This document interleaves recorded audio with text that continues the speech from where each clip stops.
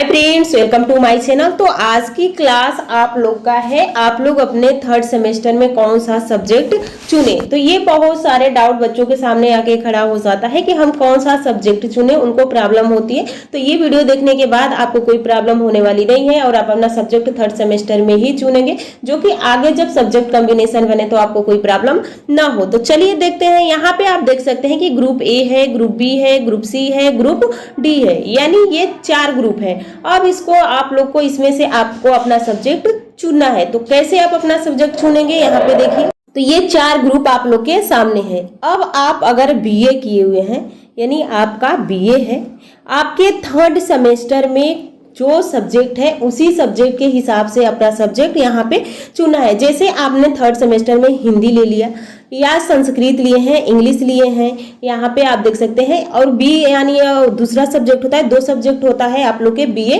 Third year में। उसके बाद जियोग्राफी है, सिविक्स है, यहाँ पे इकोनॉमिक्स टीचिंग है।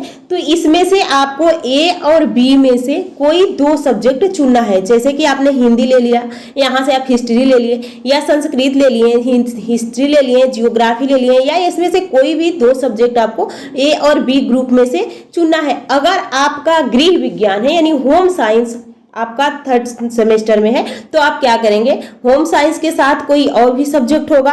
तो जैसे आपको होम साइंस के साथ आपका हिंदी है और होम साइंस है, तो आप क्या करेंगे, यहाँ से हिंदी ले लेंगे और अपना होम साइंस ले लेंगे, यानी गृह विज्ञान ले लेंगे और हिंदी ले लेंगे, या संस्कृत ले लेंगे, गृह विज्ञान लेंगे, या यहाँ पे इंग्लिश लेंगे, गृह विज्ञान लेंगे। यानी आप अपने थर्ड सेमेस्टर, जो आपका थर्ड सेमेस्टर में जो आपका पेपर था, यानी तीसरे साल में जिस पेपर का आपने एग्जाम दिया वही पेपर चुनिएगा, जिससे कि आगे चल के आपको कोई प्रॉब्लम ना हो। अगर आप कोई भी सब्जेक्ट चुन लेते हैं तो आगे चलने के बाद जब आपका सब्जेक्ट कॉम्बिनेशन बनेगा, आप किसी फॉर्म यानी टीचिंग का फॉर्म भरेंगे और आपका वहां पे सब्जेक्ट कॉम्बिनेशन नहीं बन पाएगा तो आप फॉर्म नहीं भर पाएंगे। तो इसलिए आपने जो बीए में जो सब्जेक्ट थर्ड ईयर में पढ़े हैं, यानी लास्ट ईयर में जो सब्जेक्ट 2 चुने हैं, उसी सब्जेक्ट के हिसाब से ये टीचिंग लेना। तो आप हिंदी टीचिंग ले लेना, और होम साइंस अगर है तो होम साइंस ले लेना। होम साइंस नहीं है, बहुत सारे स्टूडेंटों का संस्कृत होता है, हिस्ट्री होता है, या जियोग्राफी होता है, यानी आपको मेनली 2 सब्जेक्ट चुनना ही चुनना है।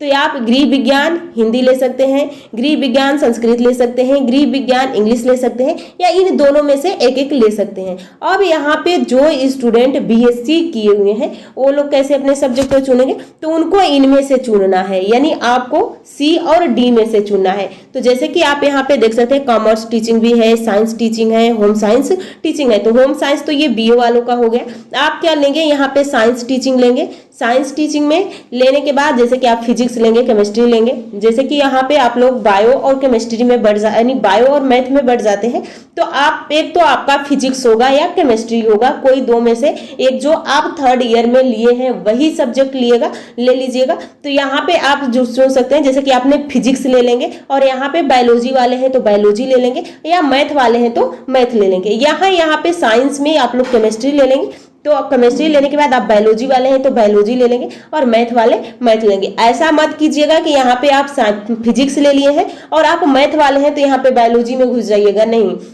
या बायोलॉजी वाले हैं तो यहाँ पे आपने फिजिक्स ले लिया तो यहाँ पे मैथ में घुस जाइए, ऐसा नहीं करना है। आपको अपने लास्ट ईयर के हिसाब से ही अपने सब्जेक्ट को चुनना है, जिससे कि आगे चल के आपको कोई प्रॉब्लम न हो आपके सब्जेक्ट कॉम्बिनेशन में। तो आप इस तरह से अपना सब्जेक्ट चुनिएगा। अगर बीए है तो आप ए बी में से, अगर गृह विज्ञान है तो आप ए में से और इसको चुन लीजिएगा। अगर आप साइंस बैकग्राउंड से हैं तो आप यहाँ पे साइंस टीचिंग और यहाँ पे कोई एक सब्जेक्ट चुन लीजिएगा। कॉमर्स है तो इसमें से और इसमें से आपको चुनना होगा।